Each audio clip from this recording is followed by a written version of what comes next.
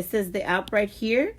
It's already recording my screen, and I will go and open a Word document. So this is what I'm planning on doing with my students. Before, when I had the face-to-face instruction, I would pass the iPad around class so that the students could select the answers in a study guide, and that as a way of getting them engaged.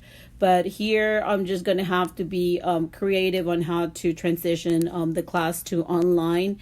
So here, for example, an idea, and I'm just going to use this as an example, and then I'll finish the recording and show you how it would transfer to my desktop account.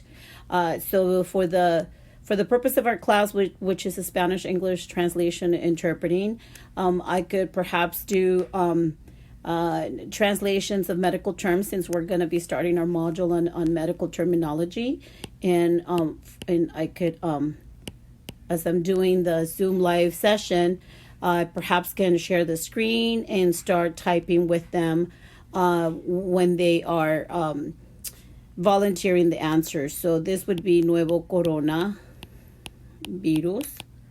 So I could do something like that just to show them as they're calling out the answers. Distanciamiento social. I can be also a great way to mark the accents.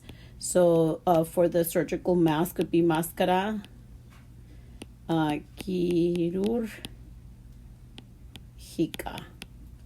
Rub your hands, brote sus manos, etc. So then I would hit the end recording, and then this will go in my, let's say this is just for a test, and then this you would get here that says screen broadcasting. So what I do is, when I finish my my recording, I pause and I don't talk for like 10 to 15 seconds, and then I hit end. That way this right here, that way the screen broadcasting cancel stop message doesn't show.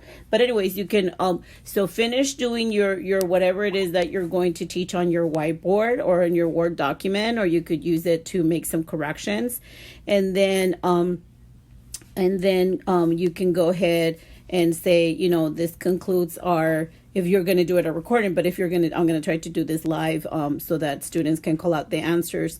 But if you're doing a recorded message, you can just say, well, this concludes our review of the study guide, etc. And then you would wait and pause for 15 seconds, then hit, just like we do it when we do our regular ScreencastoMatic recordings, and then you would wait 15 seconds, and then you would hit the stop. That way you have time when you do the desktop editing to cut it.